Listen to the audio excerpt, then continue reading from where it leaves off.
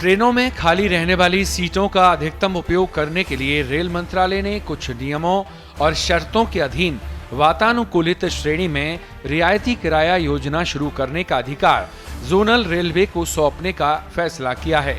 यह योजना अनुभूति और विस्टाडोम कोच सहित वातानुकूलित श्रेणी वाली सभी ट्रेनों की एसी चेयर कार और एग्जीक्यूटिव श्रेणियों में लागू होगी।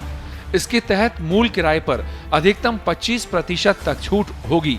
आरक्षण शुल्क, सुपरफास्ट अधिभार, जीएसटी जैसे अन्य शुल्क जो भी लागू हों अलग से लगाए जाएंगे। सीटों के भरने के आधार पर यह छूट सभी श्रेणियों में प्रदान की जा सकती है। पिछले 30 दिन के दौरान 50% से कम भरी सीटों के आधार पर छूट दी जाएगी।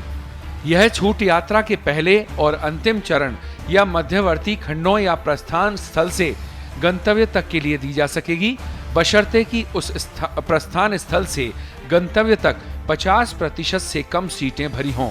यह छूट तत्काल प्रभाव से लागू की जाएगी। हालांकि पहले से सीट आरक्षित करा चुके यात्रियों के किराए का कोई रिफंड नहीं दिया जाएगा। शुरू में इस तरह की छूट ट्रेन के आरंभिक स्टेशन से संबद्ध जोन की ओर से तय की गई अवधि के लिए लागू की जाएगी, जो इसके लागू होने की तिथि से यात्रा की तारीखों के लिए अधिकतम 6 महीने के अधीन होगी। उन ट्रेनों के मामले में जहां किसी विशेष श्रेणी में फ्लैक्सी किराया योजना लागू है और सीटें कम भरती हैं, सीटों को भरने के उपाय के रूप में शुरू में फ्लैक्सी किराया योजना को वापस लिया जा सकता है। पीटीओ, रेलवे पास पर किराए का अंतर, रियायती वाउचर, विधायक कूपन वारंट, सांसद, पूर्व सांसद, स्वतंत्रता सेनानियों को टिकट के मूल श्रेणीवार किराए के आधार पर बुक किया जाएगा, न कि रियायती किराए पर।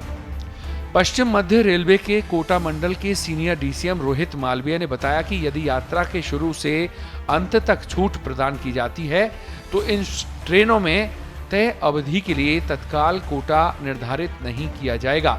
इसके अलावा यदि ट्रेन की आंशिक यात्रा के लिए छूट प्रदान की जाती है तो यात्रा के उस हिस्से के लिए तत्काल कोटा प्रदान नहीं किया जा सकता है जहां छूट दी गई है।